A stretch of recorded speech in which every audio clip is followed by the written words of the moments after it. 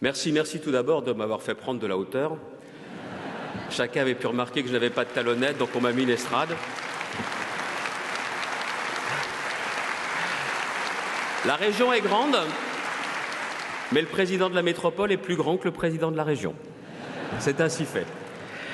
Je ne sais pas trop ce que vous attendez des interventions liminaires. Je ne sais pas trop, et j'essaye de mettre à votre place. Damien a très bien retracé les perspectives de la métropole. Je pourrais le faire également pour la région, mais en venant ici, quand vous avez fait le choix de la région, vous avez certainement entendu parler, découvert auparavant la région. C'est une nouvelle région. Et sans trop insister sur ce qu'est le caractère régional, la loi NOTRe de 2015 a profondément changé les choses. Les régions d'aujourd'hui n'ont plus grand-chose à voir avec les régions d'hier. Et les régions fusionnées, encore moins. C'est vrai, vous l'avez dit. La Picardie et le Nord-Pas-de-Calais ensemble, cela fait maintenant la 3e région de France par la démographie, 6 millions d'habitants. Mais surtout, la loi a donné vraiment un rôle nouveau aux conseils régionaux, avec 3 compétences principales. L'économie au sens large, l'emploi, l'aménagement, la formation, l'apprentissage, les transports, des transports interurbains aux transports scolaires, sans oublier bien évidemment les liaisons ferroviaires, et la question des lycées. Sur ces 3 compétences-là, la région doit faire, elle doit assumer ses compétences, c'est le rôle du président de région. Mais il y a, et je vais surtout insister là-dessus si vous me le permettez, il y a aussi un autre rôle pour le président de région qui n'est pas inscrit dans la loi, qui n'est pas vraiment prévu par les textes. C'est un rôle d'avocat. Bon, vous allez me dire, les notaires n'ont pas besoin d'avocats. Je ne voudrais pas non plus réveiller des débats qu'on a pu connaître par le passé. Mais si je peux me permettre, peut-être serais-je hors sujet, et je le dis sans chercher querelle à quiconque, celui qui parle devant vous s'est toujours placé comme un avocat du notariat quand j'étais parlementaire. Aujourd'hui, en tant que parlementaire, vous avez avec Sébastien Huyghe un formidable avocat du notariat, mais je voudrais le faire aussi en tant que président de région. La cause du notariat m'intéresse, dans la région, pour les Hauts-de-France comme pour la France. Et je le dis d'autant plus que tout à l'heure, la garde des Sceaux interviendra, je ne lui cherche pas querelle, surtout qu'en plus, il faut bien voir que mon attitude politique est une attitude que je qualifierais de positive. Donc je ne cherche querelle à personne. Quand des choses vont dans le bon sens, je l'indique. Quand des choses m'inquiètent, je me dois aussi de le dire, en profitant de cette tribune et en vous disant que ma porte est ouverte. On a besoin du notariat, et certains ont besoin de regarder le notariat tel qu'il est. Absolument pas une profession figée ou une institution figée. Ce n'est pas parce que vous êtes multiséculaire, quasiment millénaire, que vous n'avez pas compris les évolutions.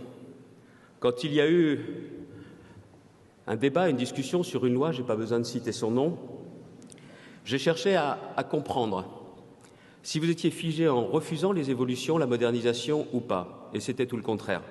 J'ai toujours ce qu'ont été les propositions du CSN pour la réforme du notariat en septembre 2014. Et je sais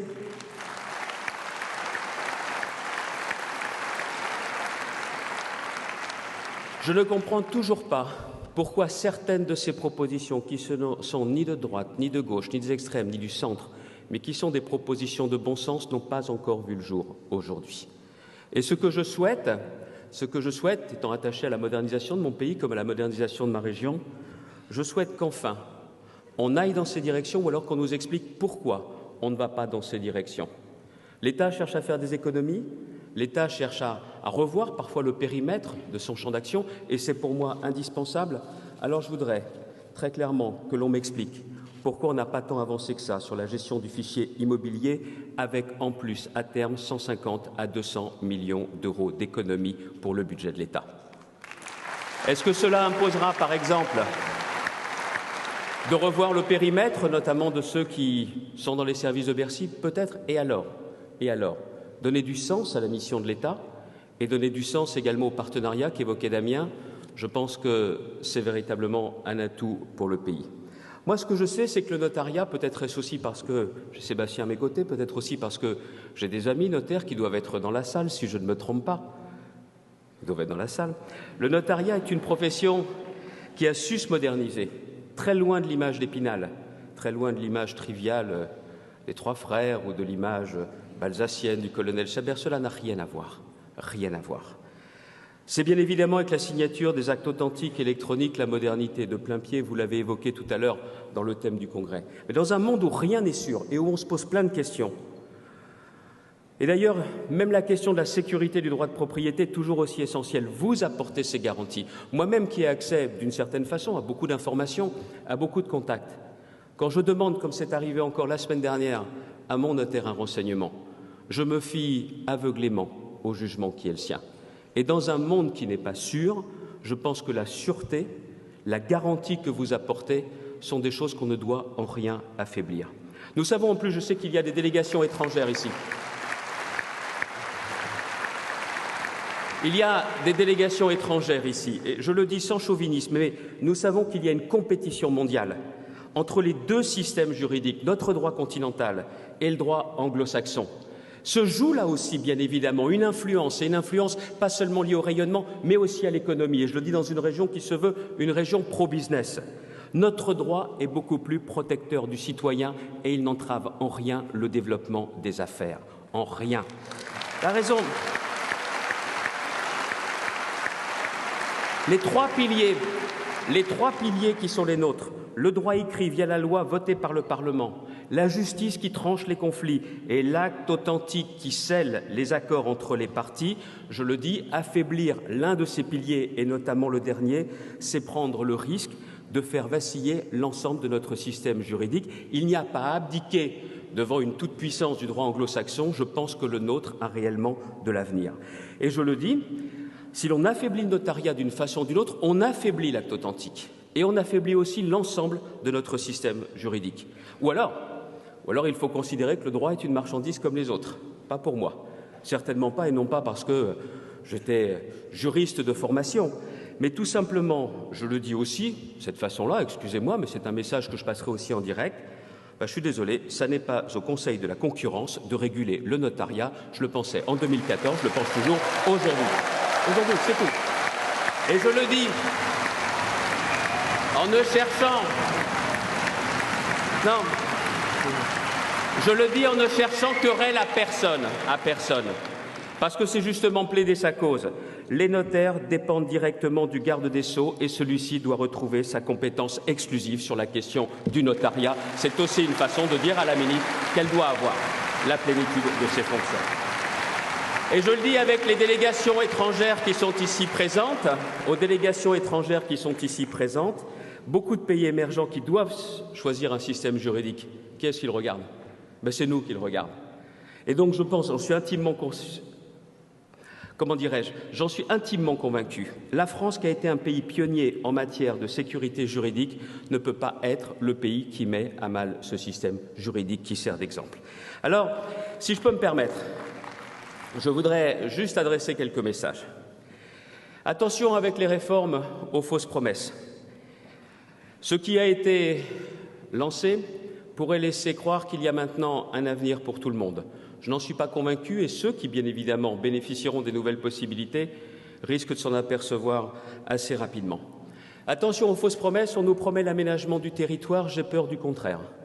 Je le dis, moi qui suis élu à Saint-Quentin, président de la communauté d'agglomération de Saint-Quentin, même si bien évidemment je suis l'élu de toute la région, on ne me fera pas croire que l'on réussira à faire vivre tous nos territoires alors que le notaire est bien souvent avec son étude ce qui reste, quand l'école a pu fermer, quand les commerces sont partis et même quand les médecins ont enlevé leurs plaques.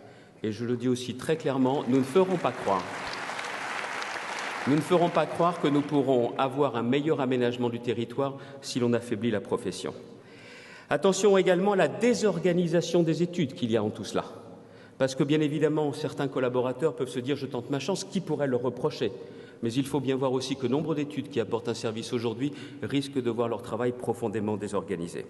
Attention également à ne pas mettre le doigt dans la mécanique infernale de la libération des tarifs, de la disparition du tarif. Je le dis en tant que président de région, je le dis Damien, ici à Lille, c'est ce qui nous amène la garantie qu'aujourd'hui le tarif est exactement le même à Vermand, mon cher Jacques, comme à Lille, à Maubeuge, comme à Paris. À partir du moment où on mettra le doigt dans cet engrenage, il n'y aura plus la moindre garantie. Et je suis intimement convaincu que si l'on va dans cette direction, ça ne sera pas une facilité ou un cadeau qu'on offrira aux clients des études, c'est une profonde désorganisation et une concurrence qui fera du tort à la profession, au système juridique, mais à la société tout entière. À bon entendeur. Je pense pour ma part que dans les évolutions qui sont à venir, je l'ai dit, il y a la redéfinition du périmètre d'action de l'État, mais il y a aussi la question du maillage territorial de la justice. Nous savons pertinemment quelles sont les idées que peut avoir d'ailleurs la garde des Sceaux. Dans ces conditions-là, pourquoi ne pas regarder comment le notariat peut accompagner ce mouvement? Et vous le savez également, ce n'est pas la question seulement du greffe des TGI sur lequel vous proposez de soulager la surcharge de travail, mais aussi peut-être d'accompagner là où certains tribunaux, j'en suis certain, ne resteront pas. Est-ce que les études ne peuvent pas apporter cette sécurisation et ce service à la population? J'en suis intimement convaincu. Voilà aussi un autre champ avec l'évolution du maillage territorial. Pour le reste, on nous parle souvent de simplification. J'ai longtemps taquiné mes amis notaires en disant « Mon Dieu, avec le temps qu'il faut passer, avec les axes, ça était, avant que je signe dernièrement en tant que président de la communauté d'agglomération de Saint-Quentin, mon premier acte authentique électronique. Et là, je ne peux plus faire les débats sur la longueur des procédures. Mais nombreux de mes amis m'ont dit « Mais tu sais, ce n'est pas nous qui recherchons cette complexité. Cette complexité, elle n'est pas vraiment productive. Pendant qu'il y a cette complexité, on n'apporte pas le conseil nécessaire. » Alors c'est vrai que si on veut simplifier les choses, ça ne viendra jamais d'en haut, ça viendra du terrain. Et qu'est-ce que j'ai devant moi? J'ai avant tout des acteurs de terrain qui ont certainement plus de propositions à faire que la technostructure parisienne, à bon entendeur également. Alors, je vais m'arrêter là. Je vais m'arrêter là parce que j'aurai beaucoup de choses à vous dire et comprenez-le bien. Le président de la région des Hauts-de-France pourrait être jaloux de vous. Vous pensez bien, vous accueillez chaque année dans toutes vos études de toute la France 20 millions d'habitants quand je ne suis à la tête d'une région de 6 millions d'habitants. Je sais la place que vous tenez, je sais le conseil que vous apportez. Et ce n'est pas seulement l'élu qui parle, c'est aussi le client d'études notariales. Je sais aussi que vous êtes également des entrepreneurs, parce que derrière, avant de savoir ce qui reviendra au notaire, il faut déjà payer, pardonnez-moi, l'État en premier sur les frais de notaire, si je ne me trompe pas, l'ensemble de vos salariés, vos charges et taxes, et vous contribuez aussi à l'économie régionale et à l'économie nationale. Ce qui me déplaît bien souvent dans la chose publique ou dans la politique, c'est bien souvent le goût de la polémique, j'ai passé cet âge, mais c'est aussi le fait de désigner des boucs émissaires en se disant qu'avec un bouc émissaire désigné, on pourra plus facilement avancer sur d'autres sujets. Alors je le dis comme je le pense. À un moment où les questions sont essentielles, la question des familles, la question des solidarités, la question du numérique, je voudrais tout simplement vous dire que vous avez ici dans les Hauts-de-France des élus qui sont conscients qu'ils doivent en premier assumer leurs compétences, les compétences dévolues par la loi, comme vous en tant qu'officier ministériel, mais je ne m'empêche pas de vous dire et de vous répéter que je serai résolument l'un de vos avocats pour pousser la cause du notariat et pour montrer qu'on est peut-être à une époque où les partis politiques ressemblent à des dinosaures, mais la profession de notaire n'est pas un dinosaure voué à disparaître, ça n'est pas non plus un bouc émissaire, c'est un partenaire et je m'évertuerai à pousser cette conviction.